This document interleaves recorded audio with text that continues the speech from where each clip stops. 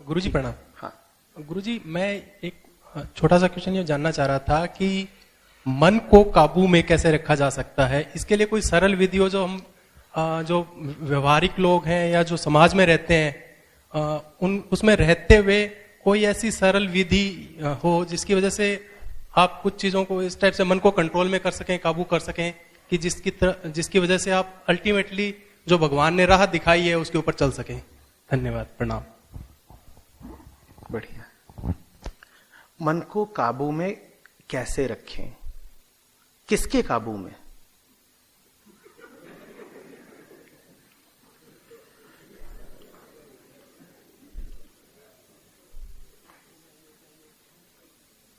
कौन है जो मन को काबू में रखना चाहता है?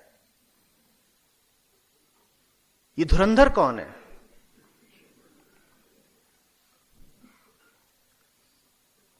कहिए, ये मैं कौन है जो मन को काबू में रखेगा?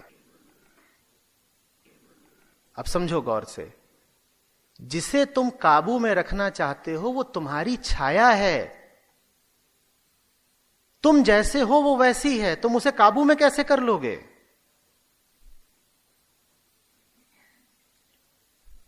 लेकिन मजेदार चीज है, न सिर्फ हम ये सवाल करते हैं कि मन को काबू में कैसे रखें, बाजार में इस सवाल के सैकड़ों जवाब भी बिक रहे हैं और खूब खरीदार हैं। ऐसे काबू में करें, वैसे काबू में करें। ये वैसा ही सवाल है कि जैसे कोई पूछे कि आईने में अपनी प्रतिच्छवि को कैसे बदल दें। अपनी शक्ल को बदलो तो आईने में जो दिख रहा है वो भी बदल जाएगा। मन मैं का मौसम है। मन मैं के इर्द गिर्द की गतिविधि है। मैं जैसा होगा उसके इर्द गिर्द की गतिविधि भी वैसी होगी, उसका नाम मन है।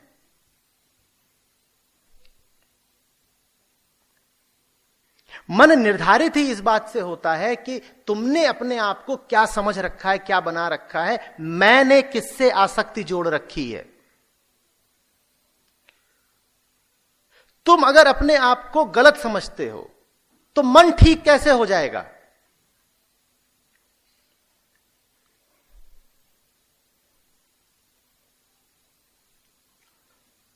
तुम अगर जाकर खड़े ही कीचड़ में हो गए हो तो आसपास खुशबू का माहौल कैसे रहेगा?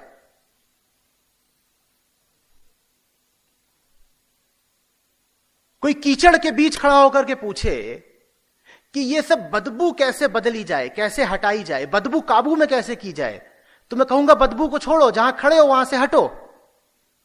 तुम जहां खड़े हो बदबू वहां की अनिवार्यता है, लेकिन जिद तुम्हारी पक्की है। तुम कहते हो हम वहीं खड़े रहेंगे जहां हम हैं, बदबू नहीं आनी चाहिए। यह नहीं हो सकता। तुमने अपने आप को जो बना लिया है उस कर्म का फल है मन का उपद्रव।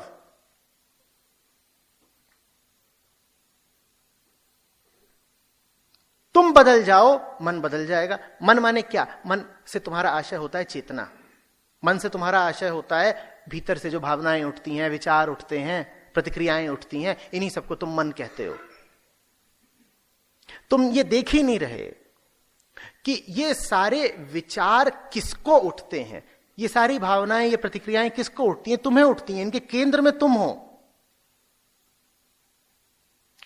समझो, तुमने अगर अपनी परिभाषा ही यही रखी है कि मैं वो हूं जो कमजोर है और जिसको सहारे की, सुरक्षा की जरूरत है, तो मन का माहौल हमेशा किसका रहेगा? मन का माहौल भय का रहेगा, डरा डरा रहेगा। अब तुम कहो कि मुझे डर को काबू करना है, जैसे तुमने पूछा ना मन को काबू में कैसे करें। अब मन में डर घूम रहा है और तुम कह रहे हो मुझे डर को काबू करना है।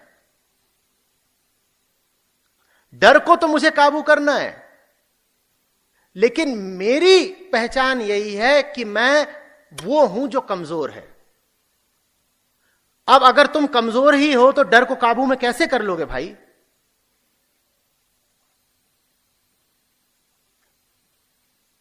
तुम अपने आप को कुछ बना करके जीवन में घूमते हो, रमण करते हो, जो तुमने अपने आप को बना रखा है उसको समझो गौर से, देखो कि क्या बना रखा है। और जो कुछ तुमने अपने आप को बना रखा है वो तुम्हारे लिए परेशानी का ही कारण बनेगा। अध्यात्म है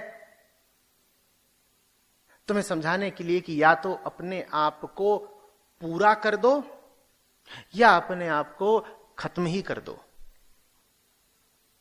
इन्हीं दोनों स्थितियों में तुम्हें पहचानों से मुक्ति मिलेगी, इन्हीं दोनों स्थितियों में तुम्हें झूठे उपद्रवों से मुक्ति मिलेगी। क्यों अपने आप को आधा अधूरा समझते हो? और जो भी तुम कुछ समझते हो अपने आप को वो आधा अधूरा ही, आंशिक ही है, इधर से उधर से मिला है, पकड़ लिया है।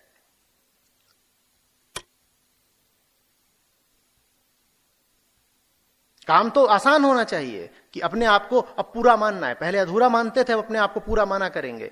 आसान नहीं है। आसान इसलिए नहीं है क्योंकि अधूरा मानने में मैं बचा रहता है। अपने आप को पूरा मानने में मैं मिटता है। अधूरा मानने में बड़ा स्वार्थ जुड़ा हुआ है। स्वार्थ तो जुड़ा हुआ है पर अधूरा मानने के साथ तकलीफ भी बहुत जुड़ी हुई है। जब तकलीफ उठती है तो फिर ऐसे सवाल करते हो कि मन को काबू में कैसे लाएं।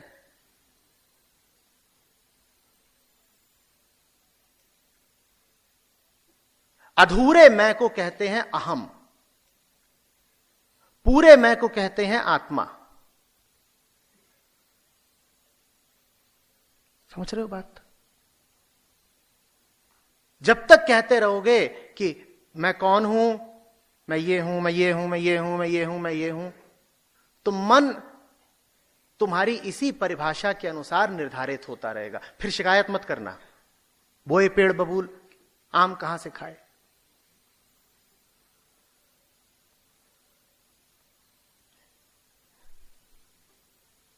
इस बोध के साथ जियो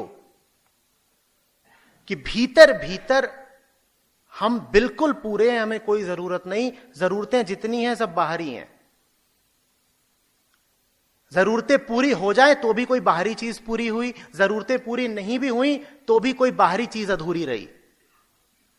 भीतर भीतर हम लगातार पूरे हैं। जब पूर्णता में जियोगे तो मन एक सीमा से ज्यादा खराब नहीं होगा।